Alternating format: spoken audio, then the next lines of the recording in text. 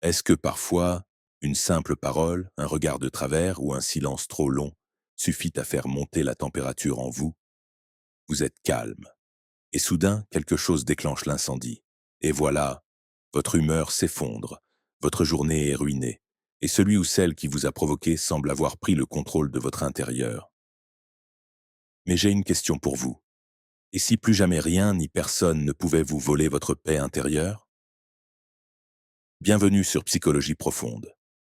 Ici, on fusionne la psychologie moderne, la philosophie antique, les neurosciences et la spiritualité pour transformer votre perception de vous-même et du monde.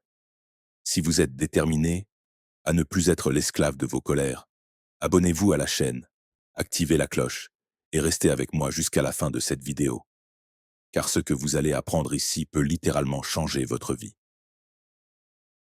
La colère, c'est un feu, puissant, dévorant, parfois aveuglant. Mais ce feu, contrairement à ce que vous croyez, ne vient pas de l'autre, il vient de vous. Et ce n'est pas une mauvaise nouvelle, c'est une opportunité, car tout ce qui dépend de vous, vous pouvez l'apprendre, le transformer, le maîtriser. Aujourd'hui, je vais vous partager 10 leçons pratiques et puissantes pour ne plus jamais laisser un événement extérieur voler votre calme. Leçon 1. Vous êtes le point de départ. Il m'a mis en colère. Faux. Personne ne vous met en colère. Ce sont vos attentes non comblées, vos blessures réveillées, vos interprétations automatiques qui créent l'émotion. Prenez la métaphore du bouton. Si quelqu'un appuie et que rien ne se passe, c'est qu'il n'y avait pas de bombe sous le bouton. Reprenez le pouvoir. Reconnaissez que vous êtes la source, pas la victime.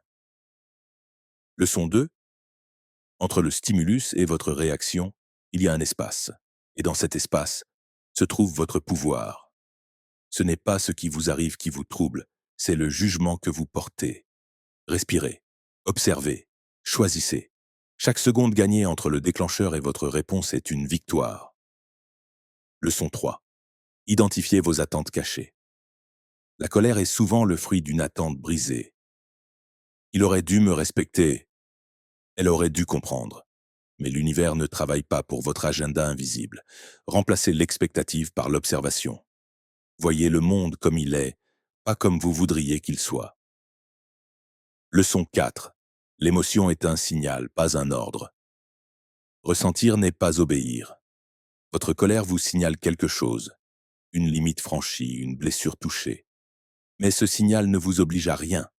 Utilisez-la comme une boussole, pas comme un volant. Leçon 5.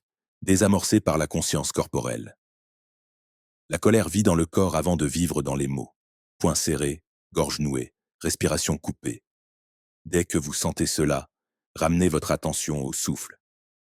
Le simple fait de respirer en conscience suffit parfois à éteindre le feu avant qu'il ne s'emballe. Leçon 6. La colère cache parfois une peur derrière le masque de la colère. Il y a souvent une peur. Peur d'être rejeté, trahi, ignoré. Posez-vous la question.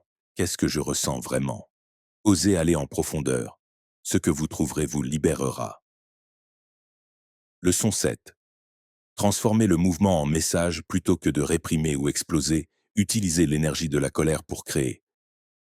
Écrivez, marchez, parlez avec clarté, canalisez l'émotion comme un courant électrique dans un fil, à travers vous, pas contre vous. Leçon 8. La liberté, c'est le détachement. Plus vous vous attachez à avoir raison, plus vous souffrez. Laissez les autres penser ce qu'ils veulent. Ce n'est pas votre combat. Votre paix est plus précieuse que votre ego. Leçon 9. Dites non avec calme. Apprendre à poser des limites est un acte d'amour envers soi. Un non posé avec paix est 1000 fois plus puissant qu'un oui dit dans la rage ou la peur. Leçon 10. La vraie force, c'est l'intransigeance intérieure. Les plus sages ne sont pas ceux qui ne ressentent rien. Ce sont ceux qui, au milieu du chaos, restent immuables. Comme la montagne face au vent, comme l'océan profond face à la tempête. Cultivez ce calme. C'est votre véritable puissance. Pour terminer, si cette vidéo a résonné en vous, partagez-la à quelqu'un qui en a besoin. Et surtout, abonnez-vous à Psychologie Profonde, car chaque semaine, je vous partage des clés issues des plus grandes sagesses pour transformer votre vie de l'intérieur. Souvenez-vous, ce n'est pas ce que les autres font qui détermine votre paix. C'est ce que vous choisissez d'être, à chaque instant. À très vite pour une nouvelle exploration de votre puissance invisible.